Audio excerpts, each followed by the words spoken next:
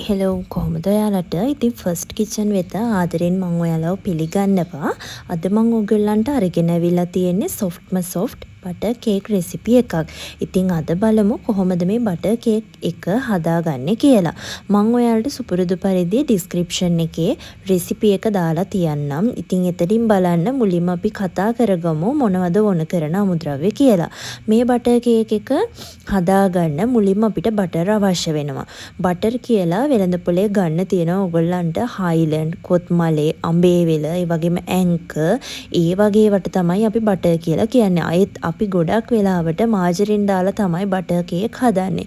මෙතනදී මම අරන් තියෙනවා සෝල්ටඩ් බටර් එක හයිලන්ඩ් වල ග්‍රෑම් 200 පැක් තමයි ගොඩක් වෙලාවට එන්නේ. ඊට අඩු හා වැඩි වශයෙන් බටර් මේ විදිහට ගන්න පුළුවන් කොලේ කොතලා තමයි බටර් එක එන්නේ.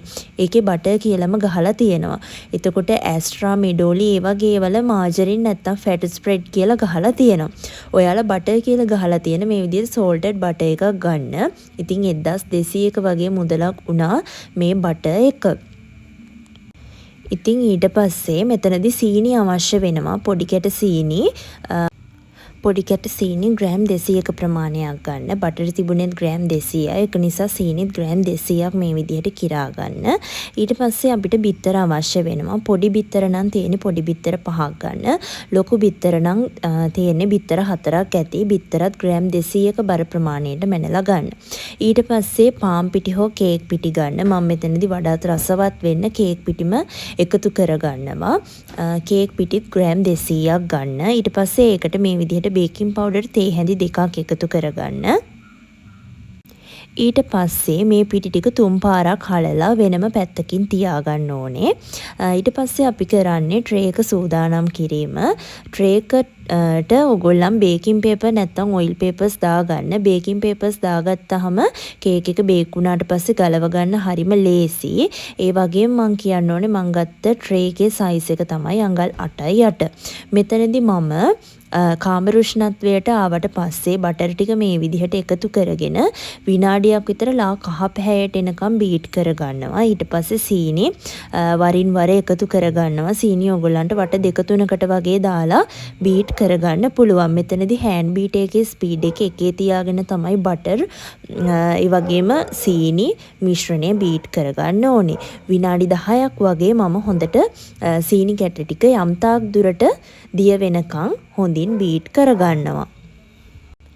දැන් සීනි ටික විනාඩි 10ක් විතර බීට් කරාට පස්සේ තරමක් දුරට දිය වෙලා තියෙන. මෙතනදී සීනි සම්පූර්ණයෙන්ම දිය වෙනකන් අපිට බීට් කරගන්න බෑ.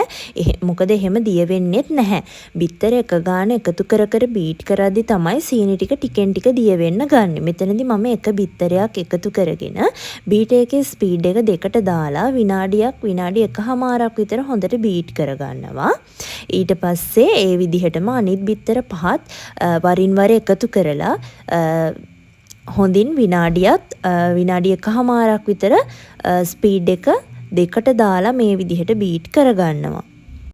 බිත්තර ටික ඔක්කොම දාලා තවත් විනාඩි 3ක් වගේ ස්පීඩ් එක දෙකේම තියාගෙන හොඳට බීට් කරගන්නවා.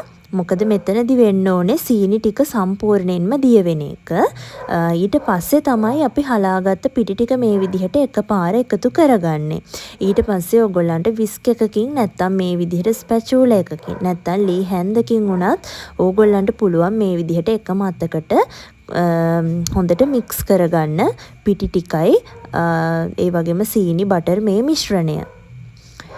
මෙතනදී කියන්න ඕනේ පිටි කැට කැට හිටින්න තියන්න එපා. මොකද කේක් එක බේක් වුණාට පස්සේ තැන් තැන් වලින් පොඩි කැට කැට වගේ තියෙනවා. එතකොට ඒ හරිය අමු වෙලා තමයි තියෙන්නේ.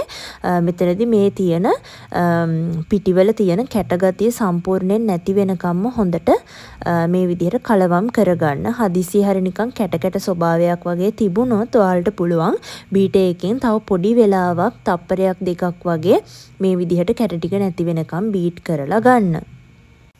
මෙතනදී ගොඩාක් වෙලා බීට් කරන්න එපා. විනාඩියක් දෙකක් වගේ බීට් කරපුවාම ඇති. දැන් මෙතන කැට ස්වභාවය සම්පූර්ණයෙන්ම ගිහිල්ලා තියෙන්නේ. ඉතින් ඊට පස්සේ මම මෙතනදී කිරි කෝප්ප කාලක් එකතු කරගන්නවා. ඔයාලට කිරි වැඩි වගේ නම් කිරි මේස හැන්දක් වගේ වුණත් එකතු කරන්න පුළුවන්. කැමති කෙනෙක් ඉන්නවා නම් පිටියකටම කිරි පිටි මේස හැඳි දෙකක් වගේ දාලා හලලා එකතු කරගන්නත් පුළුවන්. මේ විදිහට දියර ස්වභාවයට එකතු කරන්න අකමැති කෙනෙක් ඉන්නවා නම්. ඊට පස්සේ මෙතනදී වැනිලා තේ හැඳි භාගයක් විතර එකතු කරගන්නවා.